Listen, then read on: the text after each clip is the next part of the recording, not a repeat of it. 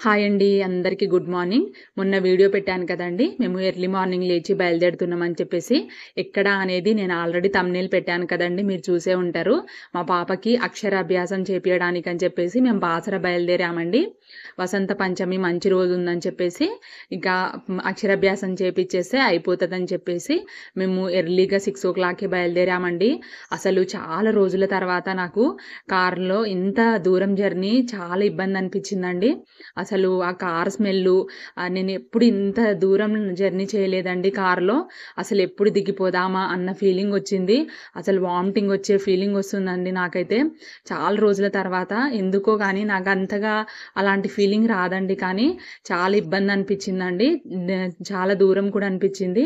ఇంక మేము బ్రేక్‌ఫాస్ట్ కూడా చేసేసి ఇంకా ఎర్లీ మార్నింగే బయలుదేరామండి. లేకపోతే ఇంత దూరం మేమసలు రీచ్ అయ్యేవాళ్ళం కాదనిపిచ్చింది. నాకు బాసర అంటే చాలా దగ్గర ఉందేమో అనుకున్నా కానీ చాలా దూరం అనిపించిందండి. అసలు బాబోయ్! ఎప్పుడు రీచ్ అవుతామా అన్న ఫీలింగొచ్చిందండి. ఇంకా ఆ రోజు మంచి రోజు ఉందని చెప్పేసి మేము బాసర వెళ్ళి అక్షరాభ్యాసం చేపియాలని చెప్పేసి మా వారు ఒకటే వెళ్దాం వెళ్దాం అని పట్టారండి 2, 3 డేస్ ముందు నుంచే. కానీ అసలు నిజం చెప్పాలంటే ఇలాంటి ఏమన్నా స్పెషల్ ఉన్నప్పుడు అస్సలు వెళ్ళొద్దండి. ఎందుకు చెప్తున్నానంటే చిన్న పిల్లల్ని తీసుకొని అంత రష్‌లో అస్సలు ఉండలేమండి. దానికి బదులు మనము ఉండే ఊర్లోనే దగ్గరలోనే మంచిగా ప్రశాంతంగా చేపించుకోవడం బెస్ట్ అనిపించిందండి. ఇక మేము బాసరకు రీచ్ అయ్యాము. అక్కడే బయట స్లేట్లు ఇవన్నీ అమ్ముతున్నారండి. పెన్సిల్స్, పెన్ను అన్నీ అమ్ముతున్నారు. కానీ టూ మచ్ కాస్ట్ ఉందండి. ఒక్క స్లేట్ కాస్ట్ 200, 250, 300 అలా చెప్తున్నారండి. ఇక తప్పదు కదా!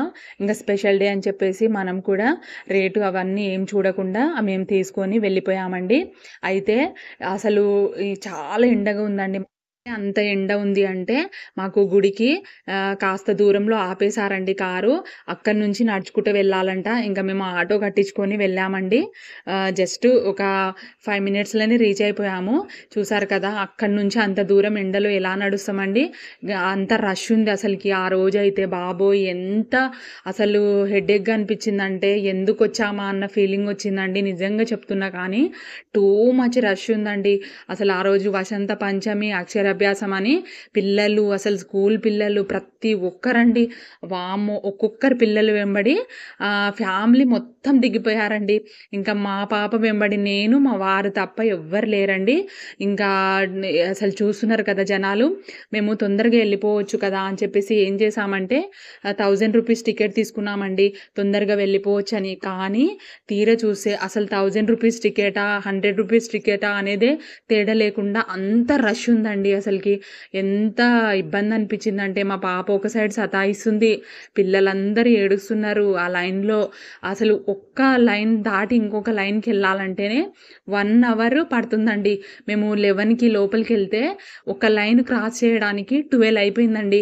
మాకు దర్శనం మొత్తం కంప్లీట్ అయిపోయి బయటికొచ్చేసరికి ఎగ్జాక్ట్‌గా 3 అయిందండి మాకు. అంత టైం పట్టింది. ఇంకా లోపలైతే 5 నిమిషాలు కూడా కూర్చోలేదండి మేము. అయితే మా అక్షరాభ్యాసం రోజే ఒక సెలబ్రిటీ వచ్చారండి. దర్శకుడు 'దిల్ రాజు' వచ్చారండి ఫ్యామిలీ. మేము కూర్చున్న దగ్గరే చూసారు కదా! అక్కడ పంతులు చెప్తున్నారు కదా! ఆ పంతులు ముందలనే కూర్చున్నారండి 'దిల్ రాజు' ఫ్యామిలీ. మాకైతే భలే అనిపించింది. దగ్గర నుండి చూసాము. కానీ మాకు క్రాస్ అయిపోయారండి ఇట్లా. పక్క నుంచి వీడియో తీద్దామనే లోపే జస్ట్ మిస్ అయిపోయిండ్రు. ఇంకా మేము అందరం ఒకటే దగ్గర చేయించుకున్నామండి. మేము కూర్చున్న ప్లేస్‌లోనే కాస్త ముందే 'దిల్ రాజు' ఫ్యామిలీ కూడా వచ్చారండి అదే రోజు. ఇంకా ఎక్కువ రష్ అనిపించిందండి. చూసారు కదా! అసలు మేము అంత కష్టపడి లోపలికొచ్చాము కానీ 5 నిమిషాలు కూడా పూజ చేయలేదండి. చూసారు కదా! పంతులు మొత్తము మైక్‌లో చెప్తుంటారు. మనము ఆ గుంపులో కూర్చొని స్లేట్ మీద కాస్త అక్షింతలు, బల్పం పెట్టేసి, పూలు పెట్టేసి, ఇంకా కుంకుమ, పసుపు అలా పెట్టడమేనండి. పంతులు మైక్‌లో చెప్తుంటే మనం చేయడమే. ఇంక మా పాప అక్షింతలు చూసి నెత్తిలో వేయాలని చెప్పేసి నెత్తిలో వేస్తుందండి. ఇంక ఎప్పుడైనా గుడికెళ్ళినప్పుడు చూస్తది కదా! అవే చేస్తుంటారండి పిల్లలు. అలా ఫాలో అవుతుంటారు. అంతే ఇంకా మైక్‌లో చెప్తుంటే ఆ కుంకుమ, పసుపు తీసి స్లేట్ మీద కొంచెం కొంచెం పాప చేయితోని అలా వేసుకుంటూ ఉండాలంట. అక్షింతలు, కుంకుమ, పసుపు అన్నీ వేపియాలండి పాపతోని. చేయి పట్టేసి అలా వేపిస్తుంటే మా పాప చూడండి తీసి మొత్తం ఒకటేసారి మొత్తం పోసేస్తుందండి. ఇంకా చేయికి ఏదో అంటిందని చెప్పేసి ఒకటే ఏడుపు పెట్టిందండి. మమ్మీ గలీజ్ గలీజ్ అని అంటది. ఇంకా తనకు మొత్తం ఇట్లా తూడ్చేసి ఏం కాదు అని చెప్పేసి నేను ఇంకా పూజారి మంత్రాలు చదువుతుంటే మనం కూడా పాపతోని అలా చేపియాలంట అండి. వాళ్ళకు వినిపించేటట్టు గట్టిగా అని మేము కూడా చేపిస్తుంటే మా పాప అలానే చూస్తుందండి మమ్మల్ని. చూసారు కదా చేయికి కుంకుమ అంటిందని ఎలా చూస్తుందో. కానీ బాగా కోఆపరేట్ చేసిందండి మా పాప. అస్సలు పెద్దగా సతాయించలేదు. మా చుట్టుపక్కన ఉన్న వాళ్ళే చాలా పిల్లలందరూ ఏడుస్తున్నారు. చాలా ఇబ్బంది అనిపించింది, డిస్టర్బెన్స్గా అనిపించింది. ఇంకా పూజ అంతా అయిపోయాక వాళ్ళకు ఇలా దండ వేసేసి పూలదండ ఇంకా కండువ అన్నీ వేసేయాలండి. చూస్తున్నారు కదా అక్కడే దిల్రాజు వాళ్ళ ఫ్యామిలీ కూడా ఉన్నారండి. వాళ్ళు కూడా మాతో పాటే చేయించుకున్నారు. పూజ అంతా అలా మైకులో చెప్పుకుంటూ ఉన్నారండి. పూజ అంతా అయిపోయాక ఒకే ఒక పంతులు ఉన్నారండి. అంత రష్కి ఆ పంతుల దగ్గర తీసుకెళ్ళి పిల్లల్ని చేయి పట్టుకొని ఓం నమ శివాయ అని ఇలా రాపిచ్చాడండి. అంతే, ఇంకా ఆశీర్వాదం తీసుకొని గుడి లోపలికి వచ్చేసామండి. గుడి లోపలికి వచ్చినా కానీ ఒక గంట సేపు పట్టిందండి. మా పాప అయితే ఇంకా లాస్ట్ అయిపోయే టైంకి స్టార్ట్ చేసిందండి పోదామని. అసలు మేము ఫుడ్ కూడా తినలేదు, అసలు ఆకలితోనే అలానే ఉండిపోయినామండి. జస్ట్ బ్రేక్ఫాస్ట్ చేసేసి మేము ఎంటర్ అయిపోయాము, తొందరగా బయటికి వస్తామా లేదా అని. కానీ 4 గంటలు పట్టిందండి మాకు.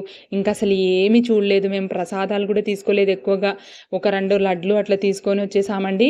ఇంకా అది పోయేటప్పుడు గోదావరి నది దగ్గర అందరు ఇట్లా స్నానాలు చేస్తున్నారండి. బోటు తిరుగుతుంది, చూద్దామని చెప్పేసి. ఇంకా లాస్ట్కు అప్పటికే టైం చాలా అయిపోయిందండి మాకు. మళ్ళీ రిటర్న్ మేము హైదరాబాద్ రీచ్ అవ్వాలి, మాకు మళ్ళీ నైట్ అవుతుందని చెప్పేసి తొందరగా కొంచెం ఇలా నీళ్ళు చల్లుకొని వచ్చేసామండి. ఇంత దూరం వచ్చాం కదా, ఇది చూడకుంటే బాగోదని చెప్పేసి ఇంకా వచ్చి కొంచెం కాలు అవి కడుక్కున్నామండి.